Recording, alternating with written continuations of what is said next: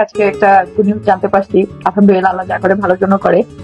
মানে এখন আমাদের কোনো প্ল্যান ছিল না, তোমরা জানো সেটা, যে বেবি নেওয়ার কোনো প্ল্যান, কারণ আলিশা এখন অনেক ছোট। আর যেখানে একটা নিয়মে একটা বাবুর অন্তত ডেলিভারির 2 বছর থেকে 3 বছর পরে নেক্সট বেবি নিতে হয়। বাট আল্লাহ চাইলে তো কারো কিছু করার নাই। যে আমার তো সন্দেহ হচ্ছিল, যার জন্য আমি সকালে টেস্ট করি, আর রেজাল্ট পজিটিভ আসছে। আমি তোমাদের সাথে শেয়ার করি। আজকে একসাথে আমার দুইটা সুখবর, দুইটা খুশির খবর বলতে পারো। এটা হচ্ছে সব থেকে বড় খুশির খবর। একটা মা আর একটা মেয়ে যতবারই মা হবে না কেন, প্রতিবারই সেটা সুখবর। আলহামদুলিল্লাহ, আলহামদুলিল্লাহ, আলহামদুলিল্লাহ। তো আলিশার সময় আমরা ইচ্ছা করেই ভেবেছিলাম, অনেক বেশি খুশি হয়েছিলাম। এবার আমাদের কোনো প্ল্যান ছিল না। বাট একটা জিনিস যেটা আমি অনেক বেশি কষ্ট পাইছি, একজন একটা কথায় সে বলছিল নাকি যে আমার নাকি কোনো বেবি হবে না। ভাই, আমার দুইটা বেবি অলরেডি আছে, তো আমার কেন বেবি হবে না? আমার কি সমস্যা হবে? তো আল্লাহ, একটা কথা আছে না, কারমা।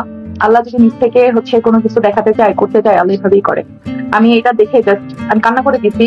আমি তোমাদের ভাইয়ের সাথে শেয়ার করছি, তোমাদের ভাইয়া জাস্ট বলছে কোনো কথা হবে না, আল্লাহ দিছে আর আমরা রেখে দিব, আমরা কোন বেবি নষ্ট করবো না। তোমাদের ভাই এই কথাটা বলে আমাকে জড়াই ধরছে। বিশ্বাস করো, আসলে আমি এটা দেখে আমি কান্না করে দিচ্ছি যে এখন আমি কি করবো।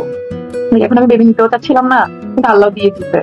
তার মধ্যে বুঝতেছিলাম না যে কে কিভাবে নিবে, ফ্যামিলি সবাই। আলিশা এত ছোট, আর আমারও আমি অসুস্থ শারীরিক ভাবে। আমার আলিশার সময় এত কষ্ট হয়েছে, আমার শরীর এখনো। তোমাদের ভাই তো অনেক খুশি হয়েছে, তো আলিশা অথবা ছোট আয়েশা আসতেছে, আমি জানি না এখনো। তো আল্লাহ যা দিবে, একটা মেয়ে হলেও আমি খুশি।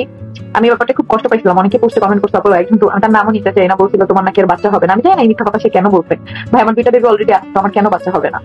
তো এই যে আল্লাহ এখন দিয়ে দিচ্ছে, তো আল্লাহর প্ল্যান হচ্ছে সব থেকে সুন্দর, এটাই বলবো।